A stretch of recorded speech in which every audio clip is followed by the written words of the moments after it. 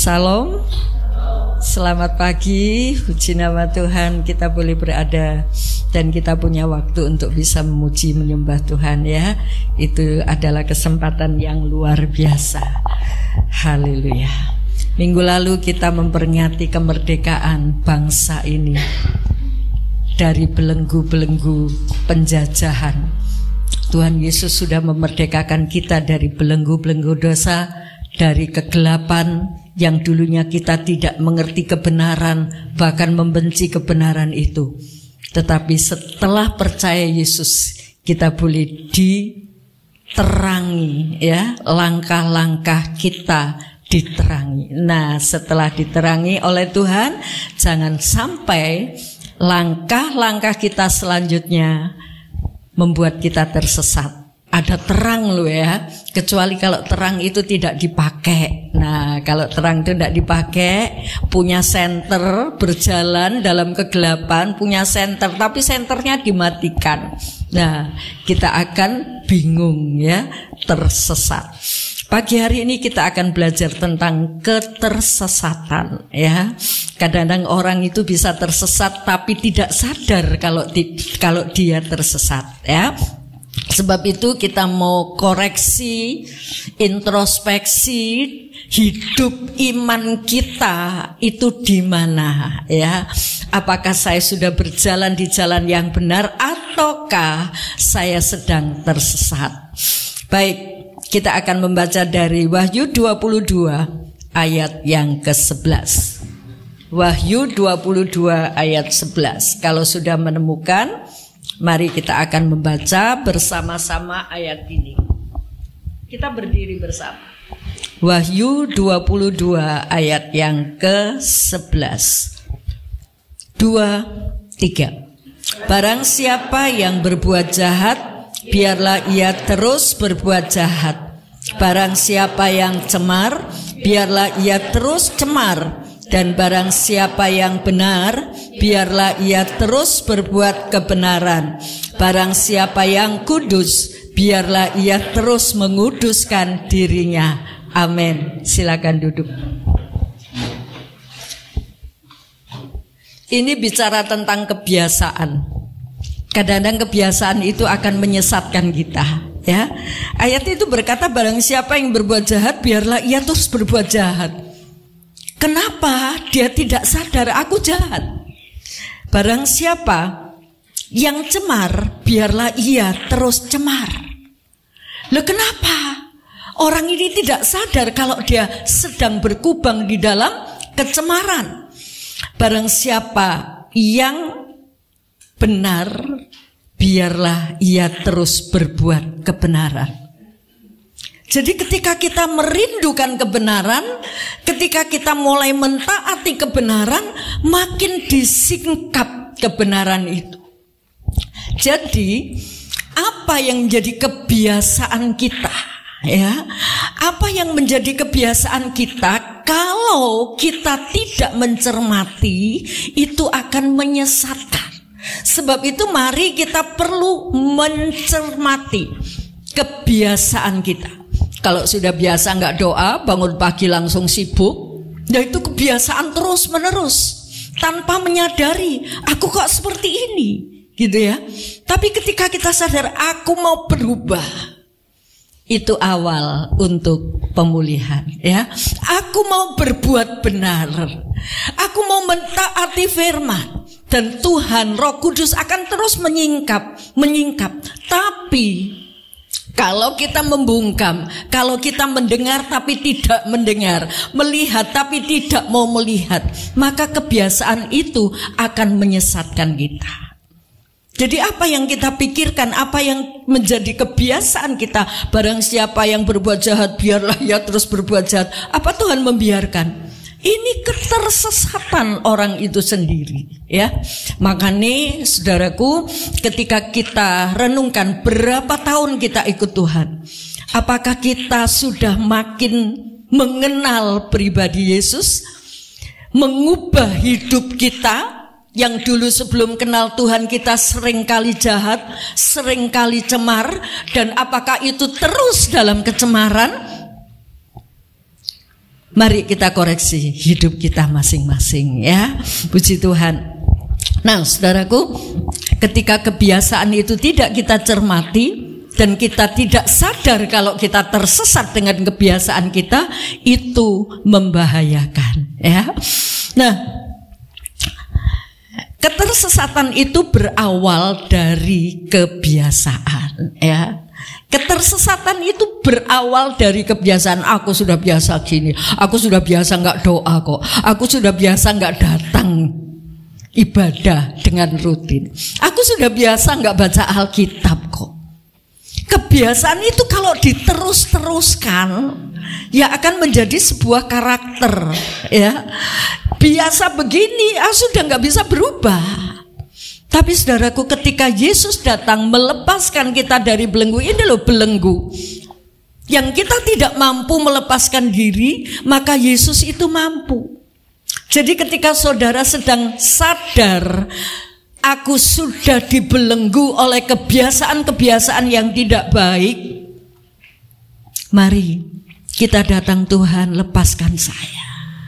Aku mau terlepas, aku tidak mau dibelenggu oleh kebiasaanku yang tidak membuat rohaniku makin bertambah. Jadi mari Bapak Ibu kita sadar ya, supaya pengiringan kita, pengikutan kita kepada Tuhan yang sudah semakin dekat menjelang kedatangan Tuhan, sudahkah kita mempersiapkan diri? Tuhan datang untuk mencari orang yang punya iman ya. Nah, ayat ini disampaikan oleh Yohanes ketika dia dalam penglihatan tentang kedatangan Tuhan ya. Jadi Yohanes menyampaikan, bahkan malaikat itu berkata kepada Yohanes, jangan meteraikan dulu. Dan setelah ayat 11, barang siapa yang cemar harus cemar, semakin cemar, yang jahat semakin jahat ya, yang malas semakin malas, yang tidak pernah merindukan firman Tuhan semakin tidak pernah keinginan untuk mencari firman Tuhan. Nah, kalau kebiasaan itu terus, saudaraku, itu membahayakan kehidupan rohani kita. Dan setelah ayat 11, ayat 12 di Wahyu 22 mengatakan, sesungguhnya aku datang segera dan aku membawa upahku untuk membalaskan kepada setiap orang menurut perbuatannya. Ini sebuah peringatan ya, yang mungkin saat ini belum teralami karena Yesus belum datang, tapi Tuhan bilang, aku datang segera dan membawa upah. Jadi ketika kita sadar ketersesatan kita mau berubah, kita mau pulih, ada kekuatan Roh Kudus yang bisa memulihkan kita. Dan ketika kita belajar untuk taat, kita dipulihkan, ada upah. Haleluya. Aku membawa upahku untuk membalas kepada setiap orang menurut perbuatannya. Haleluya. Ada 3 hal yang perlu kita cermati tentang kebiasaan kita, tentang ketersesatan kita. Ya, yang pertama, ketersesatan itu berawal dari kebiasaan. Kita membaca dari Matius 13 ayat 13 sampai 15. Silakan. Itulah sebabnya aku berkata-kata dalam perumpamaan kepada mereka, karena sekalipun melihat mereka tidak melihat, dan sekalipun mendengar mereka tidak mendengar dan tidak mengerti. Maka pada mereka genaplah nubuat Yesaya yang bernyanyi, aku mau mendengar dan mendengar, namun tidak mengerti. Kamu akan melihat dan melihat, namun tidak menganggap. Sebab hati bangsa ini telah menebal dan telinganya berat mendengar dan matanya melekat tertutup, supaya jangan mereka melihat dengan matanya dan mendengar dengan telinganya dan mengerti dengan hatinya, lalu berbalik sehingga aku menyembuhkan mereka. Ya, saya merenungkan ayat ini, kok bisa ya Tuhan? Kok bisa mendengar tapi tidak mendengar? Ya, ayat itu mengatakan mendengar tapi tidak mendengar, melihat tapi tidak melihat, dan bahkan melihat tapi tidak menanggap. Ini kuncinya. Mendengar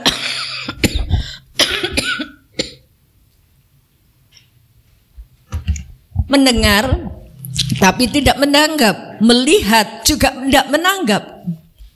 Contohnya ketika kita melihat sebuah kecelakaan di jalan, biarin dah, banyak yang nolong, iki lanjut aja.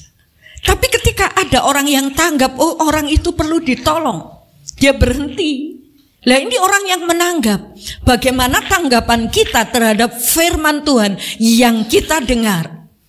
Bagaimana ketika Tuhan menunjukkan perumpamaan, menunjukkan contoh-contoh peristiwa kejadian, peristiwa-peristiwa raja-raja yang sudah tertulis, kita menanggap atau tidak, itu tergantung diri kita. Lah kebiasaan kita ketika kita mendengar firman Tuhan, ya wis cukup mendengar, wis lega, pulang, ndak pernah direnungkan lagi. Sehingga firman Tuhan itu nol dalam kehidupan kita dan kita tidak tahu jalan kemana. Jadi saudaraku, ketersesatan itu berawal dari kebiasaan ndak mau dengar, ndak mau melihat, ya. Dan ini kebiasaan mengabaikan firman Tuhan, mengabaikan peristiwa-peristiwa yang Tuhan tunjukkan, ya. Ketika ada seorang muda mulai melakukan hal-hal yang jahat, berikan contoh, ini loh, lihat contoh ini, tapi tidak menanggap. Terus saja dia berbuat jahat, terus saja dia mengambil pilihannya. Nah itu keputusan pribadinya. Nah orang seperti ini loh yang akan membuat dia tersesat jalan, ya. Mari kita belajar. Haleluya. Jangan sampai kita melihat tapi kita tidak menanggap, mendengar tapi mengabaikan, ya. Seringkali kita sudah mendengar firman, sudah mendengar berita-berita, ya, taburlah kamu akan menuai, tapi enggak nanggap, ya. Setialah Tuhan yang mendampingi kamu, ya. Kita dengar tapi kita abaikan, diserukan, ayo datang dengan setia, ayo perhatikan jiwa-jiwa, ayo melayani Tuhan, tapi tidak menanggap. Kebiasaan-kebiasaan itu akan menyesatkan kita, ya. Di tempat ini biasa sebulan sekali diserukan untuk kita belajar. Yang menanggapi belajar untuk menabur, memberikan nasi bungkus, ya. Itu belajar, kita tanggap atau tidak, ya, dengan berkat yang Tuhan sudah percayakan kepada kita. Kita mendengar, kita melihat, ya. Dan kalau kita tidak menanggapi, maka kebiasaan itu akan membuat sebuah karakter, akhirnya kita jadi orang yang tidak peduli, gitu, ya. Itu yang pertama. Yang kedua, pentingnya kita mengevaluasi atau mengoreksi apa sih kebiasaanku ini, ya, dan renungkan kebiasaan saudara itu akan membuat perubahan karaktermu. Kebiasaanmu itu akan membuat kamu lebih mengenal Yesus. Kebiasaanmu itu akan membuat kamu makin berubah. Berapa lama kita ikut Tuhan? Kita renungkan. Banyak orang tidak pernah merenungkan, dan kebiasaan atau kegiatan sehari-hari itu sebuah rutinitas saja, maka tidak ada peningkatan iman, ya. Sebab itu kita perlu pentingnya mengevaluasi, merenungkan apa ya kebiasaanku ini. Apakah kebiasaan saudara itu akan membawa perubahan dalam hidupmu, perubahan yang lebih baik tentunya. Itu pertama. Ataukah kebiasaanmu itu hanya sebagai rutinitas yang tidak membuat imanmu bertambah, yang tidak membuat perubahan dalam hidupmu untuk menjadi lebih baik. Jadi flat. Tetap saja dari dulu kenal Tuhan, ya saya tahu Yesus juru selamat, aku percaya aku diselamatkan, tapi tidak ada perubahan karakter sama sekali.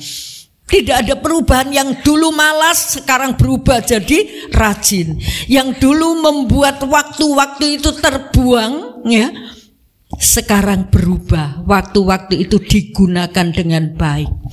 Haleluya.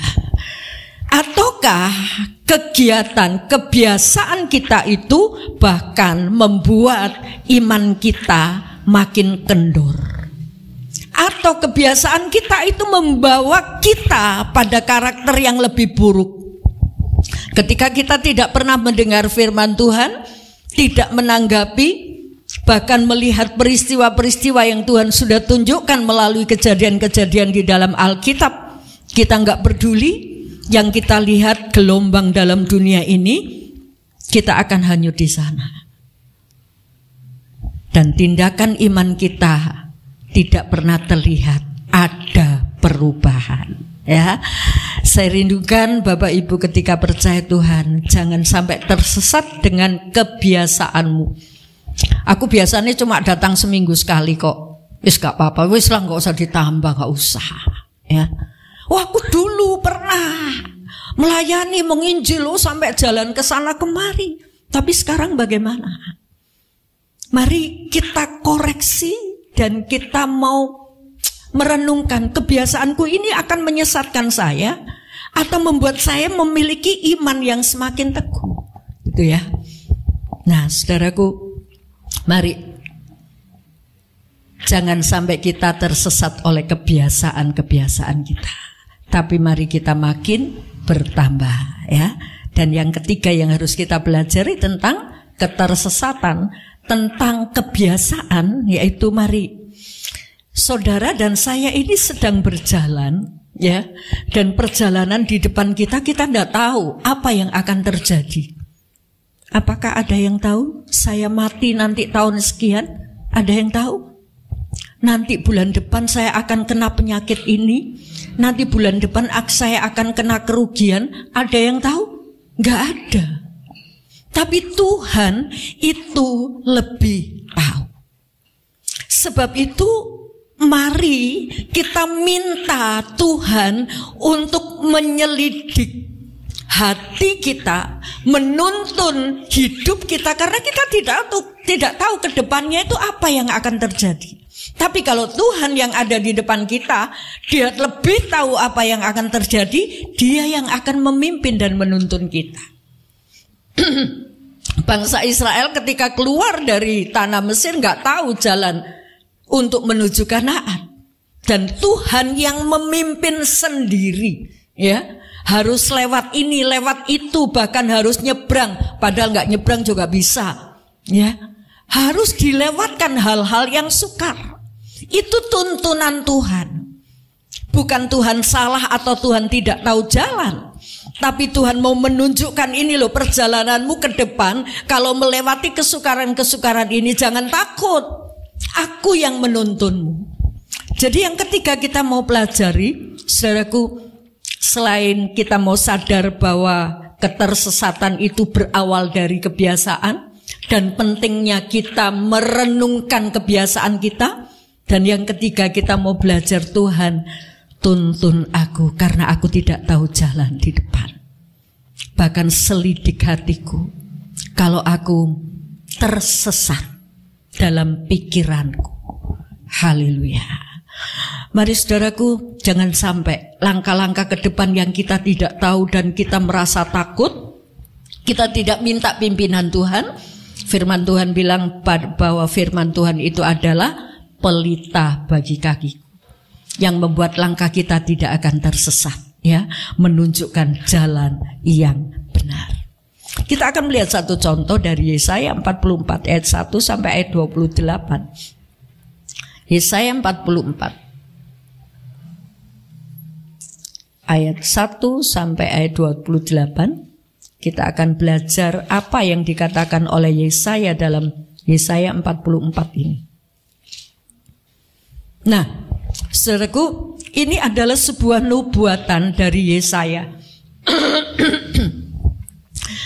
Nubuat yang disampaikan oleh Yesaya ini kurang lebih terjadi 150 tahun sebelum orang Israel dibuang ke Babel, ya.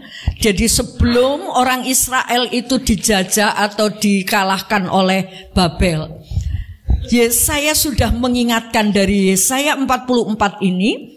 Tuhan Yesaya menyampaikan, menekankan, meneguhkan iman bangsa Israel.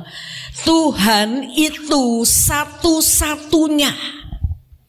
Tuhan itu satu-satunya Allah.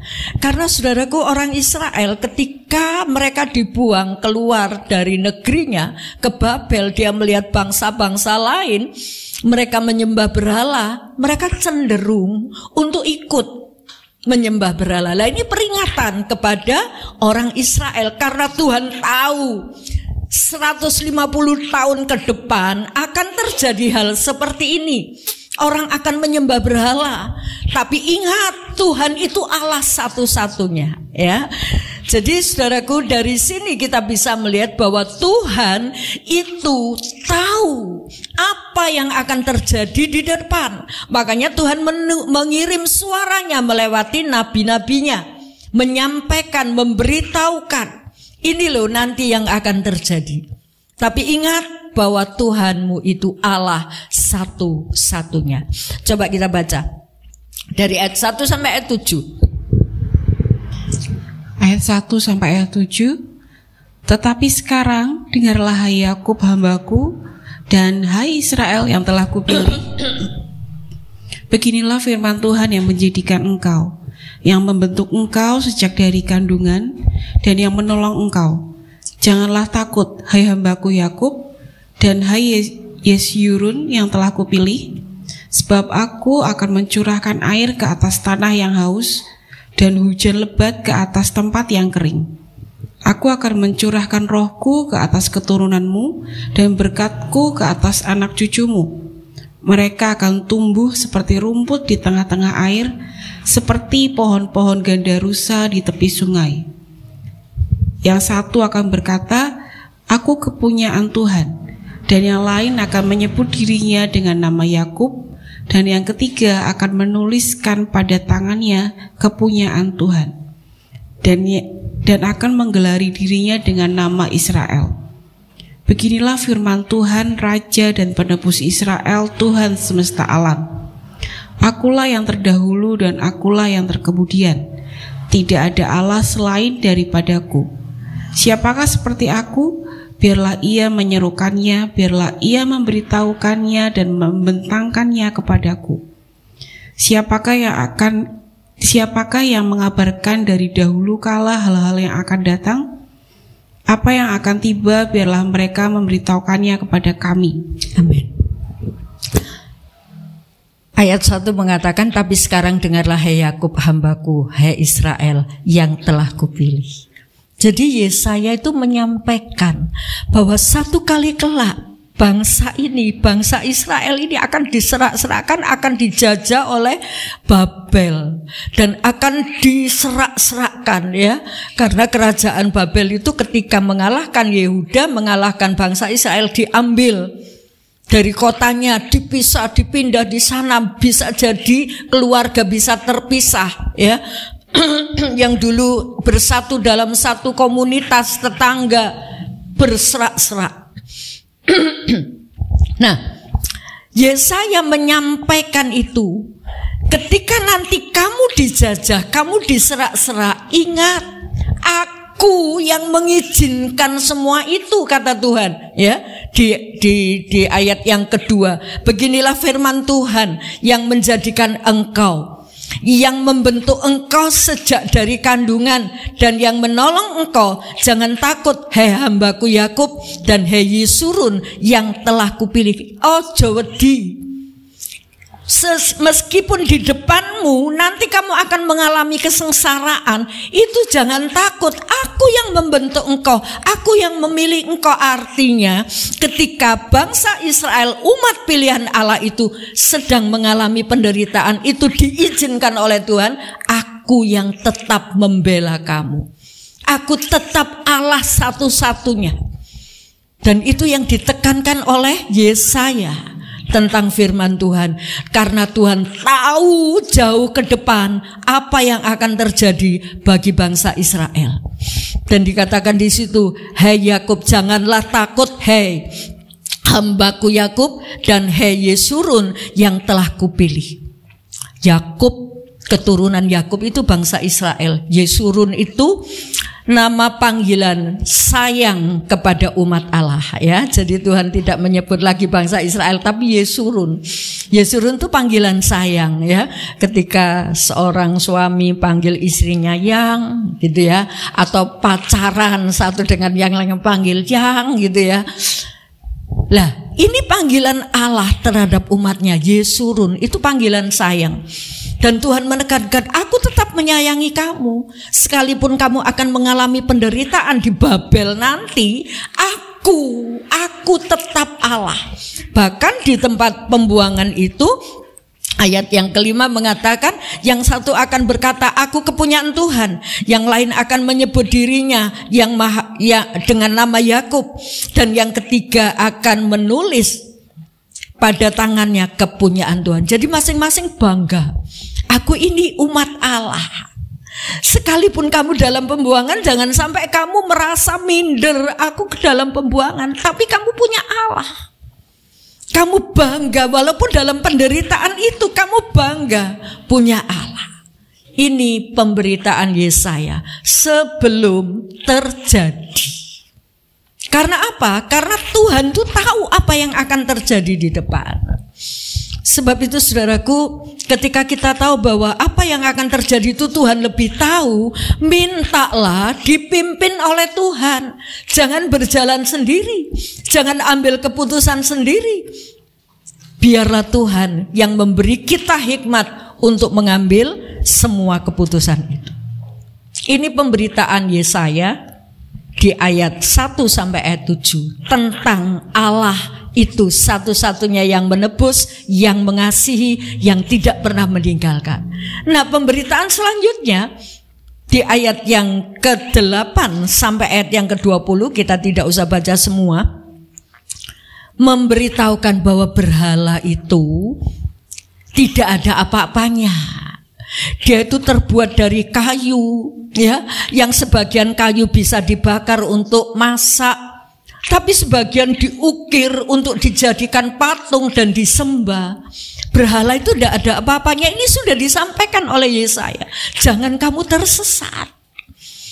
Atau mungkin tembaga, besi dipotong untuk dijadikan berhala-berhala. Nah, diingatkan oleh Yesaya, jangan, itu berhala itu tidak ada apa-apanya. Gitu loh ya. Nah, saudaraku, ini peringatan. Jauh ke depan Tuhan sudah mengingatkan melalui Yesaya. Bapak Ibu bisa baca di rumah ya, cermati lagi ayat 8 sampai ayat 20 itu. Nah, selanjutnya apa yang dikatakan oleh Yesaya tentang pemulihan. Kalau kamu tetap bertahan dengan Allahmu di tengah-tengah pembuangan, di tengah-tengah penderitaan itu, Tuhan akan memulihkan. Wah, luar biasa ya saudaraku. Tuhan itu lebih tahu apa yang akan terjadi di depan. Makanya kita nggak usah mengersuloh, nggak usah bersungut-sungut. Kok begini ya Tuhan perjalananku? Tuhan itu tahu, ya. Dan Tuhan punya cara untuk memberi perlindungan dan pertolongan kepada kita. Sebab itu sungguh kita tidak tahu 5 menit ke depan, 1 hari ke depan apa yang terjadi, kita tidak tahu. Sebab itu ayo kita berjalan bersama Tuhan ya. Yang ketiga itu tentang pemulihan ayat 21 sampai ayat 28, silakan dibaca.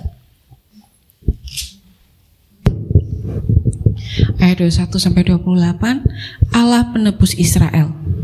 Ingatlah semua ini hai Yakub, sebab engkaulah hambaku hai Israel. Aku telah membentuk engkau, engkau adalah hambaku. Hai Israel, engkau tidak kulupakan. Amin. Aku telah menghapus segala dosa pemberontakanmu seperti kabut diterbangkan angin, dan segala dosamu seperti awan yang tertiup. Kembalilah kepadaku, sebab aku telah menebus engkau. Bersorak-sorai-lah hai langit, sebab Tuhan telah bertindak. Bertempik-soraklah hai rahim bumi, bergembiralah dengan sorak-sorai hai gunung-gunung, hai hutan serta segala pohon di dalamnya. Sebab Tuhan telah menebus Yakub, dan ia telah memperlihatkan keagungannya dalam hal Israel. Beginilah firman Tuhan penebusmu yang membentuk engkau sejak dari kandungan. Akulah Tuhan yang menjadikan segala sesuatu, Yang seorang diri membentangkan langit, yang menghamparkan bumi. Siapakah yang mendampingi aku? Akulah yang meniadakan tanda-tanda peramal pembohong dan mempermain-mainkan tukang-tukang tenung, yang membuat orang-orang bijaksana mundur ke belakang, yang membalikan pengetahuan mereka menjadi kebodohan. Akulah yang menguatkan perkataan hamba-hambaku dan melaksanakan keputusan-keputusan yang diberitahukan utusan-utusanku, yang berkata tentang Yerusalem, baiklah ia didiami, dan tentang kota-kota Yehuda, baiklah ia dibangun. Aku mau mendirikan kembali reruntuhannya. Akulah yang berkata kepada tabir lautan, jadilah kering. Aku mau mengeringkan sungai-sungaimu. Akulah yang berkata tentang Kores, dia gembalaku. Segala kehendakku akan digenapinya dengan mengatakan tentang Yerusalem, baiklah ia dibangun. Dan tentang bait suci, baiklah diletakkan dasarnya. Amin. Jadi saudaraku, sebelum terjadi, Allah itu tahu nanti ada kerajaan Babel yang akan menghancurkan bait suci dan orang Israel akan diserak-serakkan. Itu Allah sudah tahu. Ini nubuat Yesaya, belum terjadi, tapi ini sudah disampaikan. Bahkan akan terjadi pemulihan.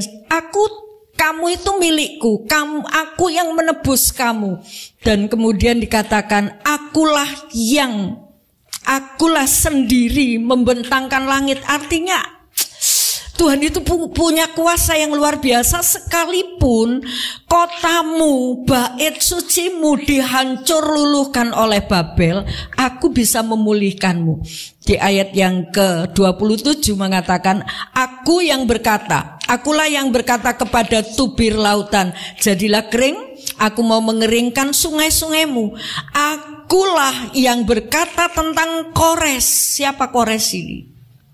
Jadi saudaraku, ketika Babel menghancurkan bait suci di Yerusalem, rata dengan tanah dan disisakan tembok yang sebelah barat saja. Nah, hancur, orang Israel sudah tidak pernah ibadah, tempat ibadahnya sudah hancur. Nah, Tuhan itu tahu nanti aku membangkitkan Kores, Raja Persia. Raja Persia itu akan punya hati luluh untuk bisa membawa pulang orang-orang Israel dalam pembuangan ke Yerusalem, dan mereka diizinkan untuk membangun kembali bait Allahnya, bahkan dibiayai oleh Raja Kores. Ini jauh sebelum terjadi. Jadi Yesaya itu mengingatkan, kalau kamu nanti dibuang ke Babel, Allah butuh Allah satu-satunya, Allah yang menyertai kamu. Dan kamu jangan sampai nyembah-nyembah patung. Tapi seandainya kamu sudah berdosa, Allah sanggup menebus kamu, menyucikan kamu, dan akan memulihkan reruntuhan-reruntuhan bait suci itu. Dan Yesaya menyampaikan ini. Kores belum ada, Babel belum menghancurkan Israel, belum. Tapi Yesaya sudah mengingatkan. Jadi dari sini kita bisa melihat bahwa Tuhan itu mengetahui apa yang akan terjadi di depan. Sebab itu karena Tuhan yang lebih tahu, berjalanlah dituntun oleh yang lebih tahu. Ya kan? Jangan ambil keputusan sendiri. Jangan sampai ketika di depan atau sedang terjadi dalam kehidupan kita kesukaran, sedang terjadi penderitaan yang menyesakkan. Tadi pujian Salimbu menyatakan, Yesus, engkau kekuatan dalam kesesakan. Dalam kesesakan ada kekuatan dari dalam yang Tuhan menguatkan, ya, membuat kita mampu melewatinya. Nah, saudaraku, ketika kita dalam kesesakan itu, jangan ngersulo, jangan mengeluh begini, ya ikut Tuhan itu kok susah, kok sedih, kok harus begini, harus begitu. Jangan ngersulo, jangan mengeluh, tetapi kita menjalaninya bersama Tuhan, karena Tuhan lebih tahu apa yang akan terjadi di depan, ya. Kalau misalnya kita mau berangkat ke sebuah tempat yang kita tidak tahu, loh aku nggak tahu jalan, mungkin sekarang ada Google Map, tapi akan lebih mantap ketika orang yang tahu jalan ke sana itu menyertai kita. Itu saudaraku, yang saya rindukan Bapak Ibu untuk semakin mengharapkan. Berjalanlah bersama Tuhan, jangan berani-berani berjalan sendiri, ya.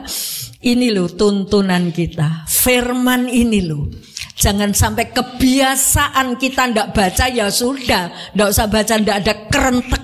Aku mau baca, aku mau belajar, aku mau melihat dan menanggap, ya. Jangan sampai mendengar pengumuman, mendengar firman Tuhan, lah ya wis lah, biasa saja, nggak ada perubahan, ya. Tapi kita mau belajar menanggapi suara-suara Tuhan, ya. Nah, saudaraku, bagaimana untuk melangkah menjalani hidup ini tentang hari esok? Bagaimana kita berjalan supaya kita tidak tersesat? 3 hal saya mau catat di sini, saudaraku. Pertama, ketika menghadapi hari mungkin bayangan kita masa depanku buruk. Aku lulus sekolah nggak bisa lanjutkan kuliah. Masa depanku buruk, aku nggak punya modal untuk usaha. Masa depanku buruk, rumahku hampir ambruk, nggak ada biaya. Kita membayangkan hal-hal yang menakutkan yang ada di depan kita. Bagaimana supaya langkah kita ke depan itu supaya tidak tersesat? Apa yang harus kita lakukan? Jangan takut, ya. Jangan takut menghadapi hari esok karena Tuhan lebih tahu. Kita baca dari Mazmur 139 ayat 16.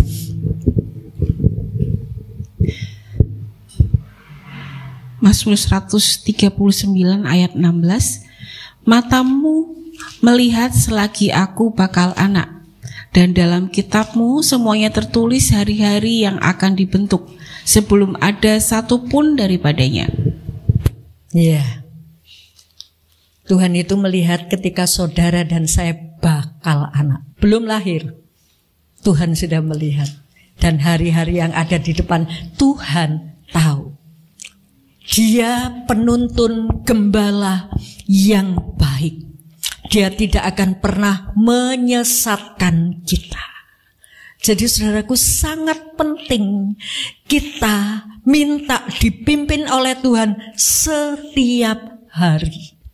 Makanya jangan sampai kita tersesat dengan kebiasaan kita yang sudah terbiasa untuk tidak mendengar firman Tuhan. Terbiasa untuk tidak memperhatikan peringatan-peringatan Tuhan.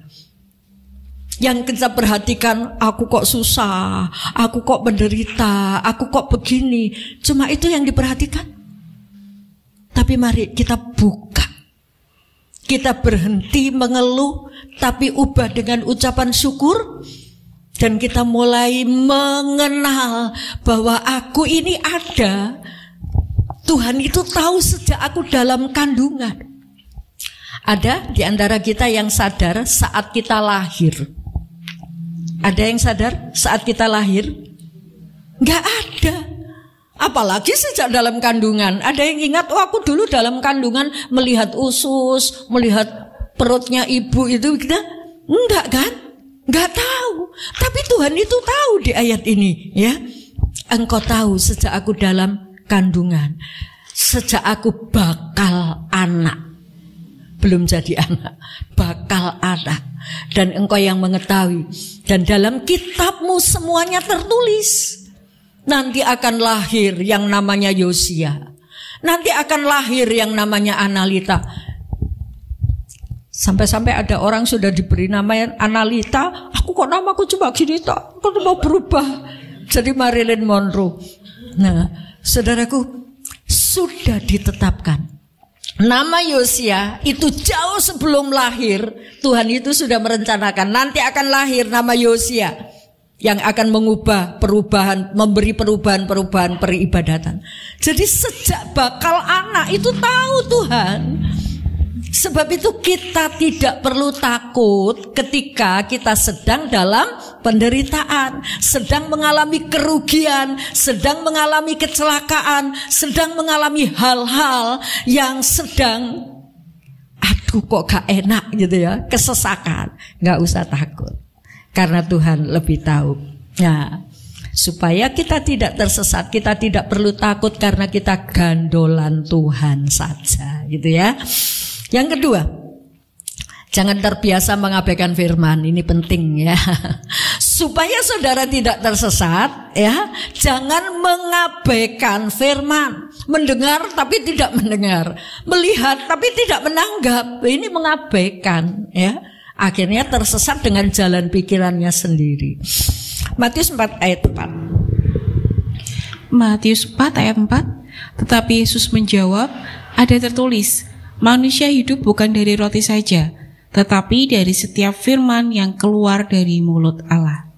Kalau saudara tiap hari butuh makan, bahkan kalau tidak punya berkat untuk beli beras, kita sedih. Bagaimana saat kita kekurangan firman? Apakah kita juga sedih? Aku belum baca Alkitab hari ini. Apakah kita sedih?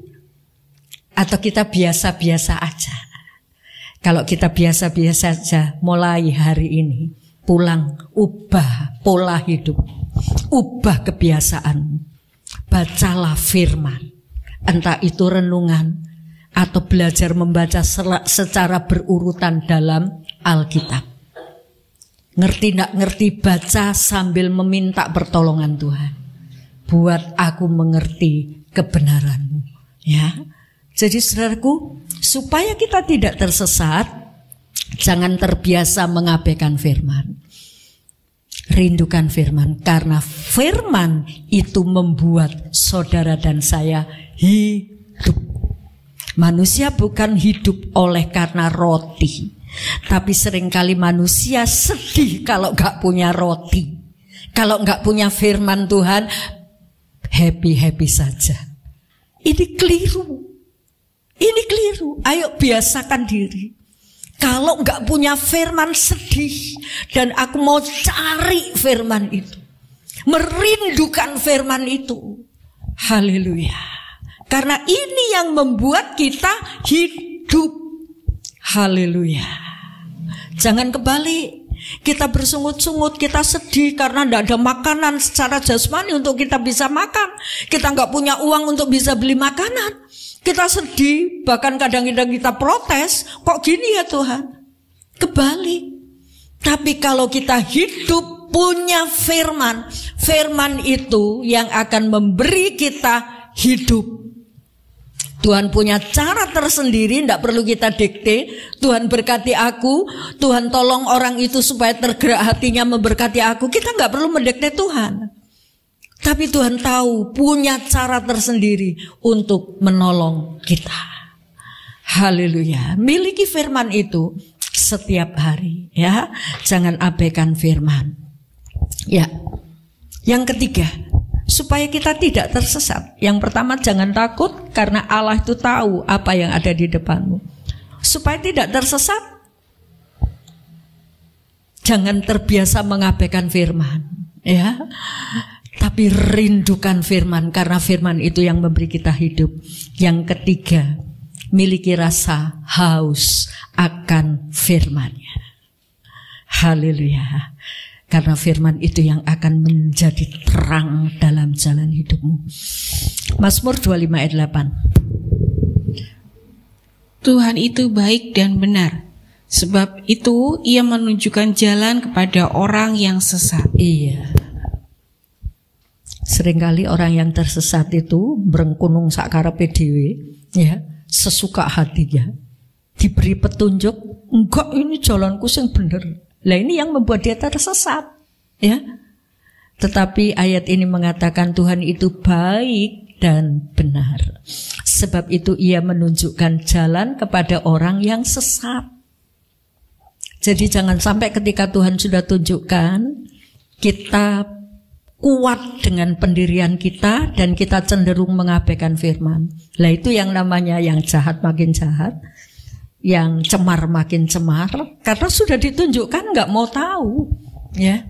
Sebab itu mari kita mau belajar, ya Bapak Ibu yang dikasih Tuhan, supaya kita ikut Tuhan itu tidak berjalan di tempat, nggak ada perubahan yang lebih mantap, lebih semangat gitu ya, nggak ada semangat sama sekali, itu payah. tapi mari kita mau bertambah-tambah ya. Puji nama Tuhan. Baik, kita akan berdiri bersama-sama.